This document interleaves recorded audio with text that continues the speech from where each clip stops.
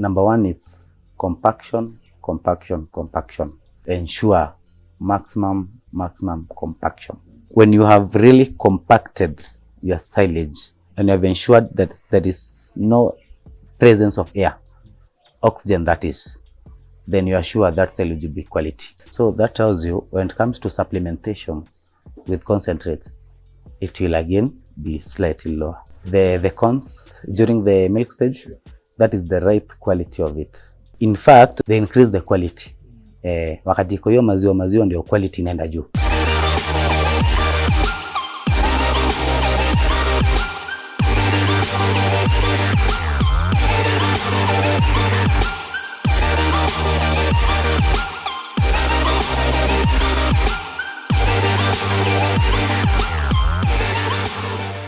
Welcome to our detailed exploration of the silage making process, a vital practice in modern agriculture that ensures livestock have access to nutritious feed throughout the year. My name's David Mushiri. I am the farm manager, Nakuru Girls High School, graduate in animal production and also dairy production and processing, and previously a certificate graduate in dairy technology and management. Yeah. Silage is a fermented fodder made from green crops, and understanding its production is key to enhancing livestock health and farm productivity. Silage is created by fermenting moist plant material in a controlled environment, typically in silos, bunkers, or bags. Okay, basically silage, this is a fermented fodder. Fermentation means you have to store it under conditions where there are no oxygen, so that it may ferment under the anaerobic bacteria, no oxygen at all. But hay is where you just cut and then wait for it to wilt, not dry actually, but just wilting to shed the excess waters. And then you bale, or you can even store it. The fermentation process typically takes about 2 to 3 weeks. It's crucial during this time to keep the silage sealed to maintain the anaerobic conditions necessary for successful fermentation.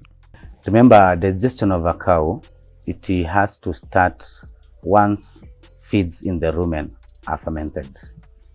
That is the only time digestion of a cow may start, because digestion of a cow in the rumen, it is basically done by bacteria. I will not get into that because it shall be more technical.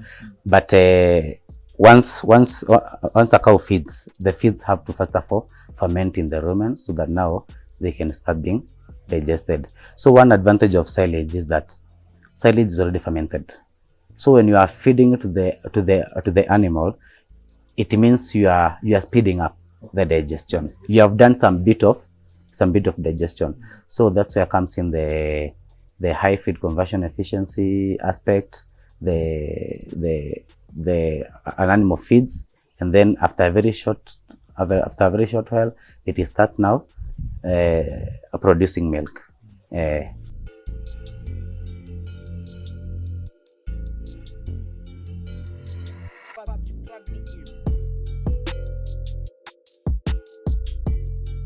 There are farmers who intercrop maize with sorghum, or others do even sorghum, but sorghum to some technicalities, it is somehow poisonous if you're not cautious with it. Yeah, and then you have napier grass, and then of late farmers are even doing oat grass.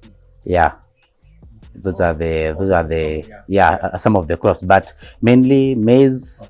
And farmers will intercrop maize with sorghum and napier grass. The goal during the packaging stage is to eliminate as much air as possible, as oxygen can lead to undesirable aerobic fermentation. The more compact the silage, the better the preservation. Number one, it's compaction. When you have really compacted your silage and have ensured that there is no presence of air, oxygen that is, then you are sure that silage will be quality. Number two, you have to make sure there is proper infiltration of the water, of the juice that is seeping from the maize stalk canes Yeah, and maybe if you're adding molasses, you have to mix it with water. You see, so you have to make sure there is proper infiltration of that water, either to the ground or the way you are, or to the sides. Make sure there's proper infiltration, because if that water logs at the bottom, then utakuwa umeweka mbolea.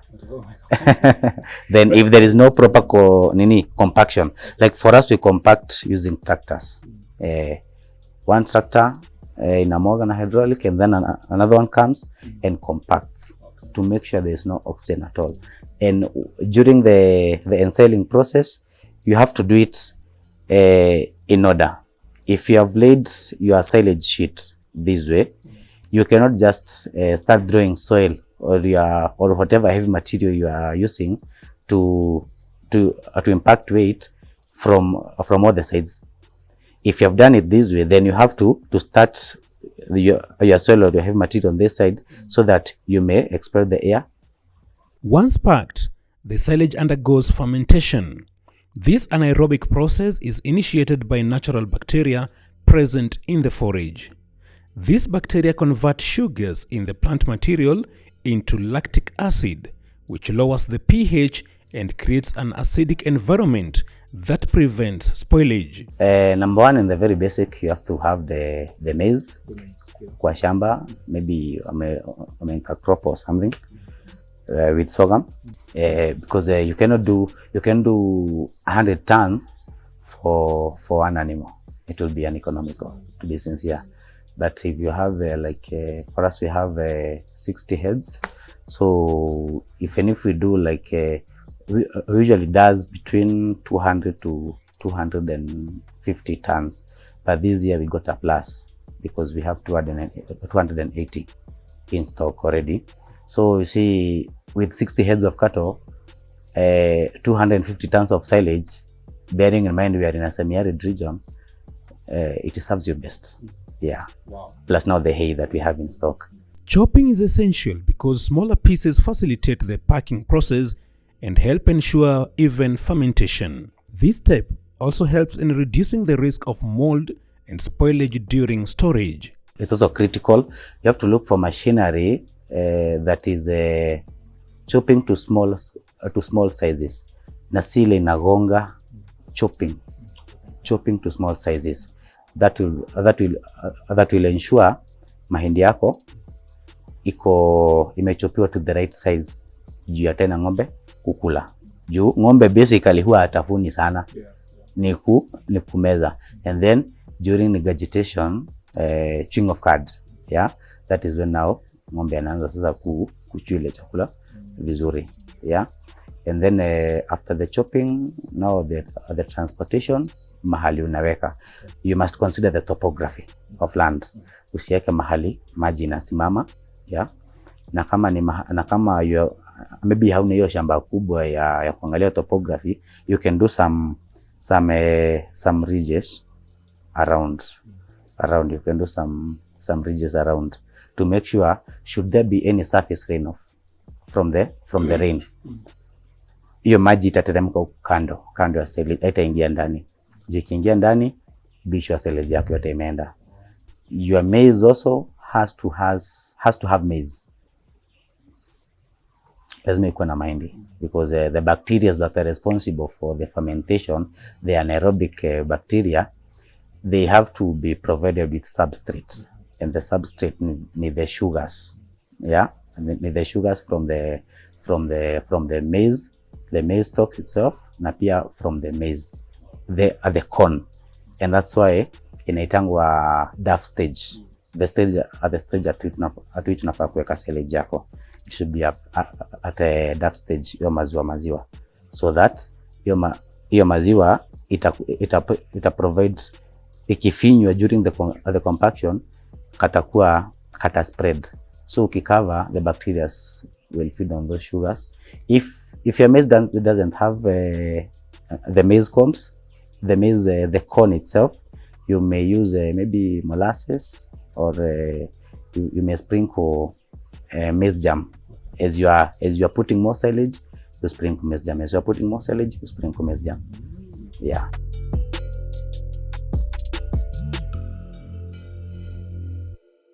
The more fermented silage is, the more quality it is, because the more faster the animal will start utilizing it in the body to synthesize milk.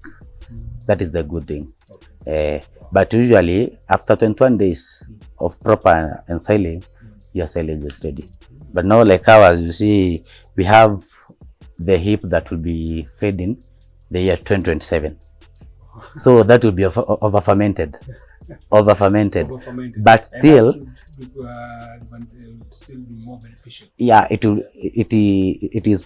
is two sides, because number one, it has an advantage to the animals. Number two, if we don't take precaution during our concentrates feeding to the animals, the taint of that fermentation could get to the milk. So we have to balance, na tuone how to balance it. We can either mix hiyo silage, tunaweza mix na lucerne na hay, we chop and then we mix, to make sure that taint will not get into the milk for our consumers. It is not a must it be mixed. Remember, silage itself, it's a feed, and it is very rich in nutrients, if I can say.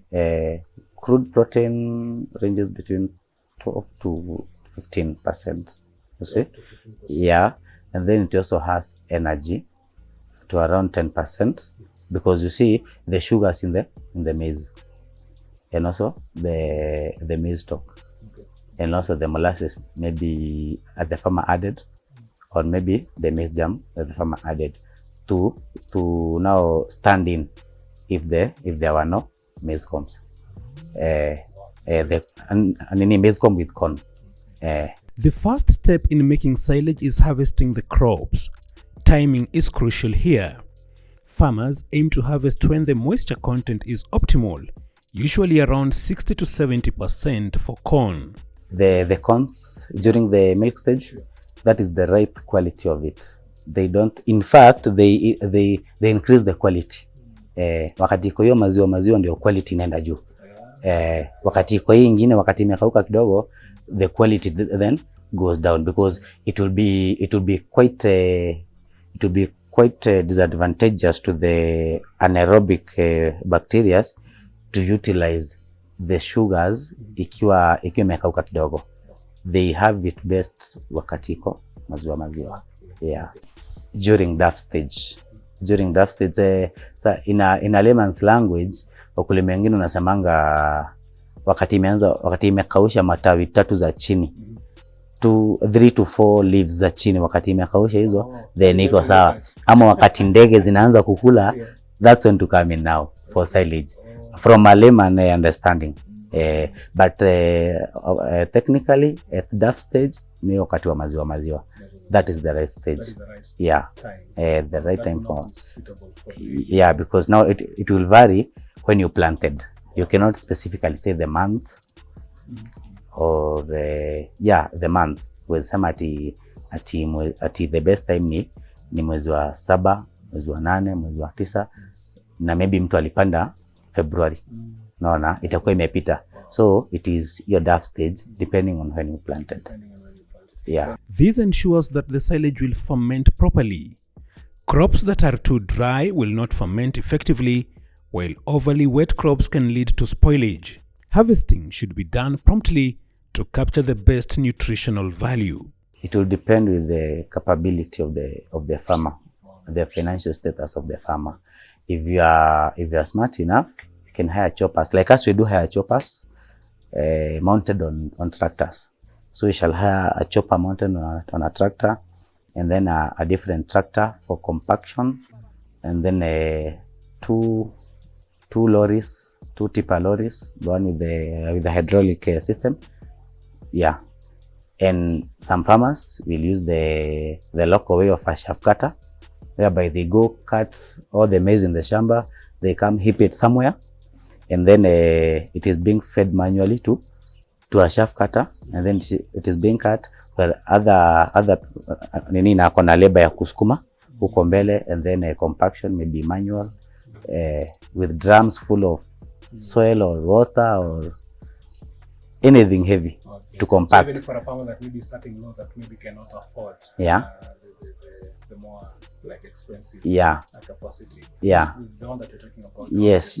It is very much efficient and very much cheap. Now, I know that method you can do it. It is more suitable for a farmer with 2, 1, 3, 5 animals, even 10, because it is not necessarily you do a heap like the one we have done here. This is now more of mechanized, because it requires a lot of machinery and more of labor. For a farmer maybe who is beginning, he or she may be willing to do silage, but could be wondering how. Even half an acre, you can do silage, and it's not a must you'll be having you do a heap. You can do a local bunker. A local bunker is where you have like wood. You have a pole here, 4 poles, and then you join with the wooden offcuts, and then you do a silage sheet inside, and then you put in your chopped maize fodder or napier, and then you compact manually. Watu wakuja wakanyange, or you have a drum full of water or soil or sand, something heavy. You are rolling as you are adding mpaka ifike hapa juu, and then you cover and put on your soil on top, or your heavy material that is available to you, and you shall have your silage for 2 cows, even for 6 months. Yes, and that will give you enough space at least to be able to utilize that land with something else. You may do maybe, for example, you have 2 acres and you have 3 animals. Instead of keeping on planting maize because you are worried you don't want to suffer from lack of feeds at some point of the year, you can decide to do 1 season, the whole 2 acres, you do maize, and then you put in stock for silage. That is approximately 1.5 years for 3 animals, if I can say, approximately. So you see, at least for that 1.5 years, those are seasons that will do your other farming. Wow. Na ng'ombe wako wako na majani in stock already. Wewe unaenanga tu unachimba, unachota, unawekea, unakula.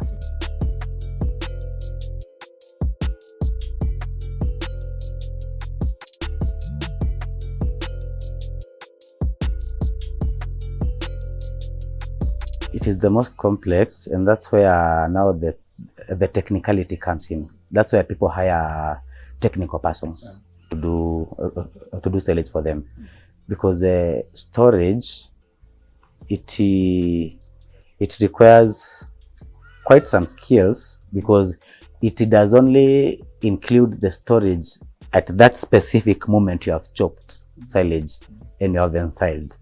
Even when feeding, when you are feeding the silage, when you are feeding to the animals, still kuna some part of preservation.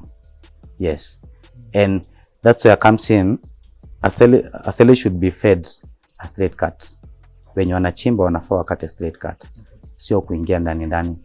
Number 2, you can do heap, you can do those local bunkers for starting farmers, or you can do the big bunkers, a stone wall, ukuta hii side na ukuta hii side, and then inafika hapa inafungwa, and then now fundi will ensure the level is a bit slanting, so that the juice that sips either leaks out through a very definite drainage at the walls, or it flows towards the outside. But now that one is more technical, because it will need a bunker, roofing, and all that. It's essential to monitor the storage conditions regularly. Good silage should have a pleasant, slightly sweet smell and vibrant green color. Any signs of spoilage, such as an unpleasant odor or mold, should be addressed immediately. Proper management during storage will ensure that the silage retains its nutritional value until it is fed to livestock. Yeah, you must. You can do silage when it's raining. When it's raining, you cannot do silage, at least when it is sunny. Because if, for example, like has the 280 tons, that is about 28 trucks, 10 tons each. So you have done like 6 trucks today, and then in the evening it rains heavily, and you have not compacted. Even the impact will be itakuwa chini. The following day you come, ukiweka mkono ndani hivi kwa silage, it's burning you. It's burning you. So lazima at least una make sure kuna jua. Number 2, pia for the maize kwa shamba, at least pata time ya wilt. Ya wilt. That is if you are not using the chopper mounted on a tractor, because the chopper mounted on a tractor, hiyo yenyewe inaangusha mahindi, and then it picks it, and then it chops it, and then inamwaga kwa lori.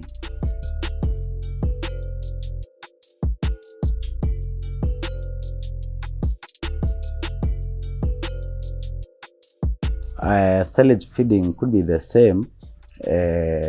It depends now with the farmer. You'll find that some farmers in bigger farms, you find them doing silage without maize, without corn. Let me say corn. They do silage without corn for the in-calf, for the dry, and the heifers, because those ones are not being milked. That with corn, it's for the milking herd. That is the only difference when it comes to the type of silage.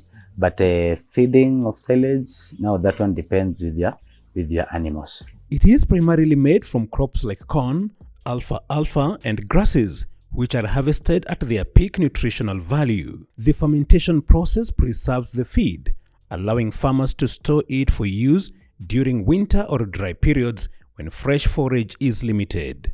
Silage with corn, production is usually high. Silage with corn production is usually high because it's like, remember, you are covering some percentage of production in the silage. Yeah, some percentage of protein in the silage, some percentage of energy in the silage. So that tells you when it comes to supplementation with concentrates, it will again be slightly lower because you already covered some good percentage in your quality silage, in the quality silage that you fed your cows with. Yeah, the good quality, the better the quality of silage, the lower the cost of supplementation. The poorer the quality, the higher the quality of supplementation, because you have to cover that gap of protein, of energy, for you to be able to get what you need from that animal, as far as milk is concerned. Yeah.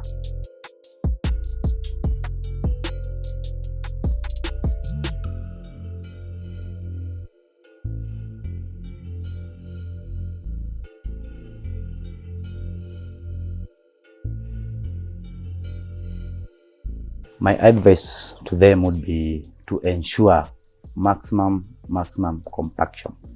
Let them compact to the level best. I think that is usually the biggest challenge when it comes to silage making, because farmers may lack the proper knowledge on compaction. That is the biggest challenge. Number 2, during your storage, store where there are no, let me say, trees or objects that may pierce the paper, the sheet. If you are doing a bunker, make sure there is no way that paper, that sheet would be pierced from the sides or from the top. If you are doing a heap, make sure there is no way, because once it is pierced, it means rainwater and air zimeingia. And remember, here we want total no oxygen, totally no oxygen, so that we can have anaerobic fermentation. So when it is pierced, so that fermentation becomes aerobic. When oxygen comes in, it spoils. It spoils. And this is something you are not doing for weeks. Like ours, we are in 2024, we have silage for 2027. So you can imagine if something pierced the paper now. You can imagine the loss. And it is raining, hewa itaingia, you can imagine the loss. So the key thing is compaction and ensure your silage is not pierced. The silage sheet is not pierced. Yeah. If during your chopping, you have not, you are chopping near a forest or near trees, be sure there are some wood pieces that will drop in your silage. Number 2, if your maize was infected and highly infected by a disease known as head smut ninyi unapatanga the corn itself kuna vile imeharibika. Ziko umeona hiyo mahindi corn imeharibika, inakaa kitu kingine mbaya, yani head smut. Unaona? So ukiona ugonjwa kama hiyo, but the farmer assumes na chop, be sure your silage yake itafanya nini?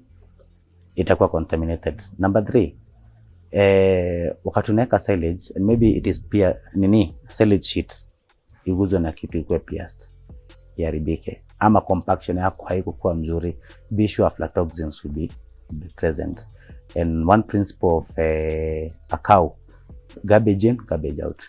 You feed in aflatoxins, you drink them as the farmer, or your consumers will take the aflatoxins. So aflatoxins in most cases, the head smut is there, the wood pieces is there, but the aflatoxins are the most common. That's why we advise farmers to at least once in a while do some toxin binders in their supplementation, even if it is 500 grams, maybe a week, twice a week, based on the quality of your silage.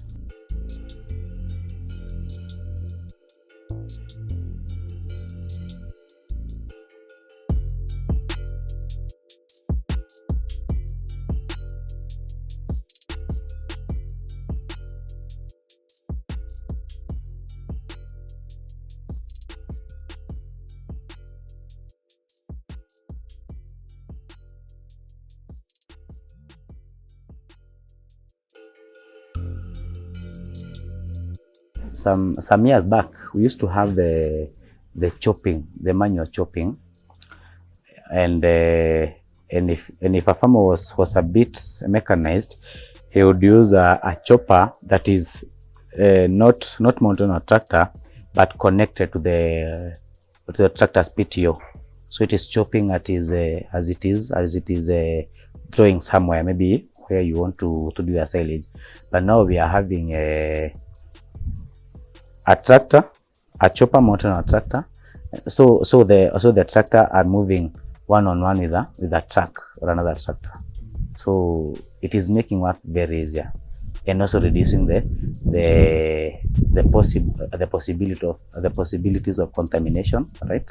And also making work at least more economical. It is lowering the cost of production, because remember, one of the most expensive resources in any business, if I may say, it's labor, human resource. It's the most expensive. But the machinery are reducing the burden on the farmers. And the other one, that is not so common. It is this machine. When you are doing silage, if you are more smart, you will even determine. You'll take samples to the lab, and they will check on the aflatoxin. They will check on the moisture content, right? And they will check on so many aspects. Yeah. So that now they may tell you, go ahead. Those are the farmers. So that's where technology has helped us in terms of silage. Your silage can be ISO certified.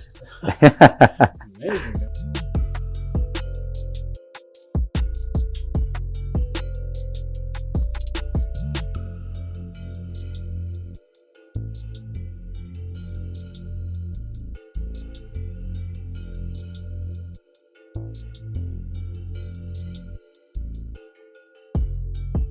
if you do silage, you fail to compact well, or the silage sheet gets pierced and it rots, be sure that's a big blow to the environment, because you see this silage that is here, if it is rotten, if you open it, be sure somebody as far as 200 meters will be atajua kuna kitu imeoza imefunguliwa mahali. So that is how bad it can be to the environment. But silage itself, it is not environmental hazardous, if I may say, unless when not well done. That is the only time it can pollute the environment through polluting the air. Otherwise, no hazards as far as the environment is concerned. By following these steps, farmers can create high quality silage that provides vital nutrition for their livestock throughout the year. Depending on the size of land that you have, and depending on your diversification in farming, silage gives you time to do other farming, like doing beans. You can do cabbages, you can do another season of maize. You can do 2 seasons, one for harvesting for silage, another one for harvesting green maize or maize for drying. Yeah, you can also do 2 seasons, one maize for silage, the other one beans. So when you compare silage making vis-a-vis the other mode of feeds conservation, they may be cheaper, because like, hey, you just bale, or just cut and bale and store in the store, but it loses its nutritional value very fast compared to silage. Silage maintains,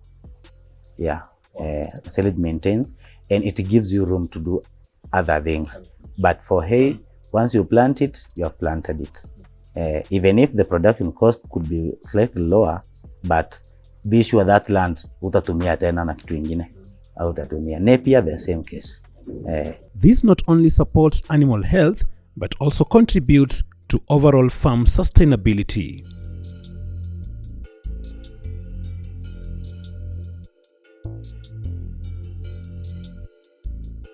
There's a lot of treasure hidden in dairy farming, and it is very evident. See, as Kenya, we do import milk powder from outside that to come and supplement our milk. That tells you what we produce doesn't even meet our local market.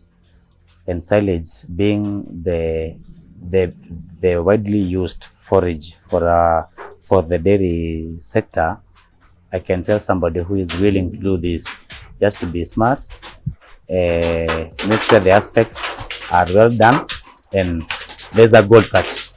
There's a gold catch. We are ready for more and more, and we are ready to help everybody. We grow by helping others grow. Thank you so much. Thank you for joining us on this journey through the silage making process. For more insights on effective farming practices, stay tuned to Imagine Business.